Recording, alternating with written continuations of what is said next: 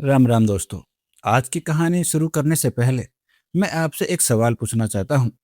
जिस इंसान को हम अपना कहते हैं, क्या वह सच में हमेशा के लिए हमारा होता है? और जब शरीर एक दिन समाप्त हो जाता है, तब आत्मा कहाँ चली जाती है? आज की कहानी इसी सवाल का जवाब देती है। यह कहानी श्रीमद् भागवत महापुराण से जुड़ी है और एक ऐसे राजा की है जिसके पास धन था, राज्य था, सुख था, लेकिन फिर भी उसके मन में एक ऐसी कमी थी जिसने उसकी पूरी जिंदगी बदल दी। उस राजा का नाम था चित्रकेतु। राजा चित्रकेतु बहुत बड़ा राजा था। उसके पास अपार धन था, विशाल राज्य था और अनेक रानियां थी। लेकिन उसके जीवन में एक दुख था, उसकी कोई संतान नहीं थी। राजा के मन में यही इच्छा रहती थी कि उसका भी एक पुत्र हो। एक दिन महान ऋषि अंगीरा राजा के पास पहुंचे। उन्होंने राजा को देखा तो समझ गए कि उसके मन में बहुत बड़ा दुख है। ऋषि ने राजा से पूछा, हे राजन, तुम्हारे पास सब कुछ होते हुए भी तुम्हारे चेहरे पर इतनी चिंता क्यों है? राजा ने कहा, हे महाराज, मेरे पास धन है, राज्य है, सब कुछ है, लेकिन मेरे घर में संतान नहीं है।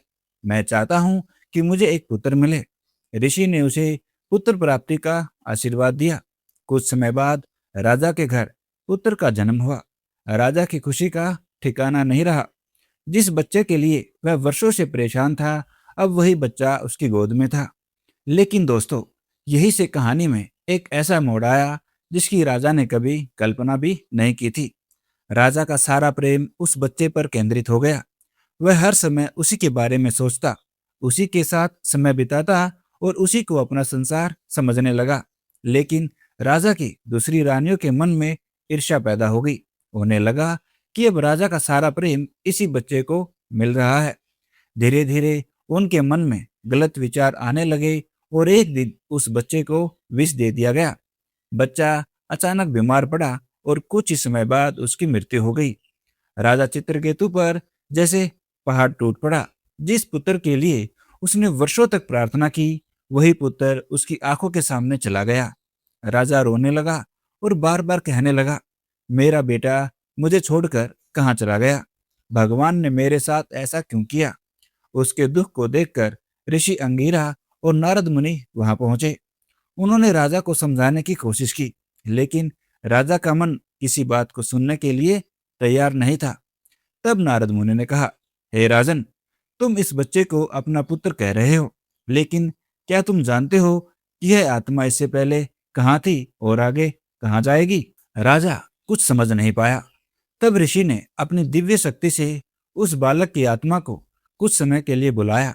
राजा ने रोते हुए कहा, बेटा, तुम मुझे छोड़कर क्यों चले गए? वापस आ जाओ।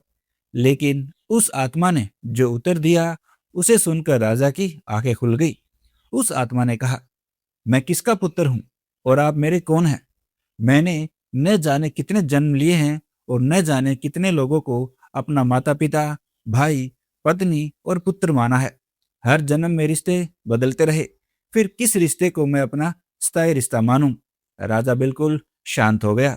जिसे वह अपना संसार समझ रहा था, वही आत्मा उसे समझा रही थी कि संसार के रिश्ते शरीर के साथ बनते हैं और बदलते रहते हैं। आत्मा की यात्रा इससे कहीं बड़ी है। नारद मुनि ने राजा से कहा, हे राजन, जिस शरीर को देखकर तुम कह रहे हो कि यह मेरा पुत्र है, वह शरीर तो अब तुम्हारे सामने है, लेकिन उसके अंदर रहने वाली आत्मा अपनी यात्रा पर आगे बढ़ चुकी है। तुम शरीर को अपना समझकर रो रहे हो, लेकिन आत्मा को कोई बांध नहीं सकता। राजा चित्रकेतु के मन में पहली बार यह बात गहराई से उतरी। उसने सोचा, जिसे मैं हमेशा के लिए अपना समझ रहा था, वह तो कुछ समय के लिए मेरे जीवन में आया था। मैं जिस शरीर के लिए रो रहा हूँ, वह तो यही रह गया, लेकिन आत्मा आगे चली गई। फिर नारद मुनि ने उसे आत्मज्ञान का मार्ग बताया। उन्होंने कहा, मनुष्य का दुख केवल किसी चीज के चले जाने से नहीं होता। दुख इसलिए होता है क्योंकि वह उस चीज को अपना और हमेशा रहने वाला समझ लेता है। जब उसे समझ आता है कि संसार की हर चीज बदलने वाली है, तब उसका मन धीरे धीरे परमात्मा की ओर मुड़ने लगता है। राजा चित्रकेतु ने इस बात को अपने जीवन में उतार लिया। उसका मोह कम होने लगा और उसके अंदर भगवान के प्रति भक्ति बढ़ने लगी। उसने समझ लिया कि आत्मा की असली मंजिल केवल संसार के रिश्तों और सुखों में नहीं है। आत्मा को अपने मूल सत्य को पहचानना है और परमात्मा की ओर बढ़ना है। दोस्तों, इस कहानी को अपने जीवन से जोड़कर देखिए।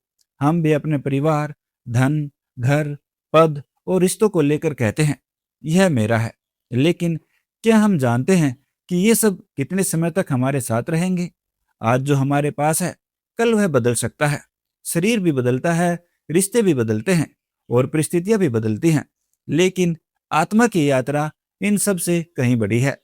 इसलिए हमारे धर्म ग्रंथ हमें संसार से भागने की नहीं, बल्कि संसार में रहते हुए यह समझने की शिक्षा देते हैं कि मोह और प्रेम में अंतर है। प्रेम करो, अपना कर्तव्य निभाओ, लेकिन हर चीज को हमेशा के लिए अपना समझकर उससे चिपके मत रहो। जब मनुष्य यह समझना शुरू करता है कि वह केवल शरीर नहीं है, तब उसके अंदर आत्मा को जानने की इच्छा पैदा होती है। और जब आत्मा को जानने की यात्रा शुरू होती है, तब धीरे धीरे परमात्मा को समझने का रास्ता भी खुलता है। यही राजा चित्रकेतु की कहानी हमें सिखाती है। जिसे हम अपना समझकर पूरी जिंदगी पकड़कर बैठे रहते हैं, वह संसार का हिस्सा है। लेकिन आत्मा की असली यात्रा उस परम सत्य की ओर है, जहां से उसे शांति और ज्ञान प्राप्त होता है। इसलिए अगली बार जब जीवन में कोई चीज आपके मन के अनुसार न हो, तो एक पल रुककर खुद से पूछना, क्या मैं उस चीज का मालिक हूं, या कुछ समय के लिए मुझे उसकी जिम्मेदारी मिली है? शायद एक सवाल से हमारे बहुत सारे दुख हल्के हो जाएं। कहानी अच्छी लगी हो तो इसे लाइक करें और ऐसी ही कहानियों के लिए हमारे इस चैनल को सब्सक्राइब जरूर करें। हर हर महादेव।